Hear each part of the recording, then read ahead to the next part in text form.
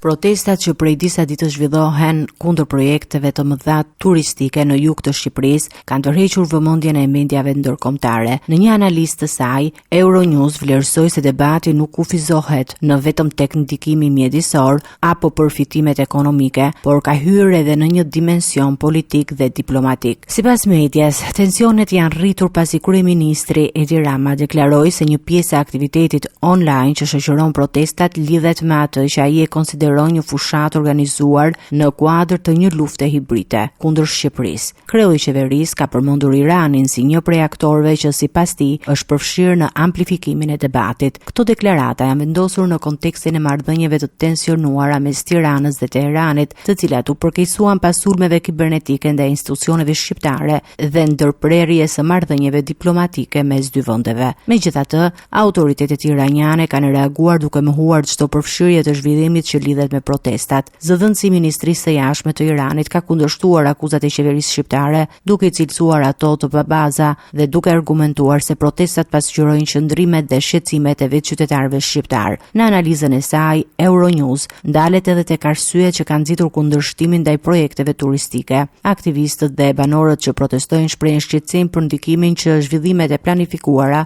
mund të kenë mbi zonat e mbrojtura natyrore, veçanërisht në lagunën e Vjos Nartës dhe në ishullin e Sazanit. Organizatat mjedisore shqiptare dhe ndërkombëtare të cituara nga mediat paralajmërojnë se ndërhyrjet në këto zona mund të cënojnë ekosisteme të rëndësishme dhe biodiversitetin, ndërsa ngren pikpyetje për puthshmërinë e projekteve me standardet europiane të mbrojtjes së mjedisit. Nga ana tjetër, qeveria shqiptare e sheh investimin si një mundësi për zhvillimin ekonomik dhe forcimin e sektorit turistik. Kryeministri Rama ka mbrojtur projektin duke deklaruar se ai do të realizohet në përputhje me standardet mjedisore dhe se një pjesë e debatit publik është ndikuar nga informacione të pasakta dhe manipulime në rrjet.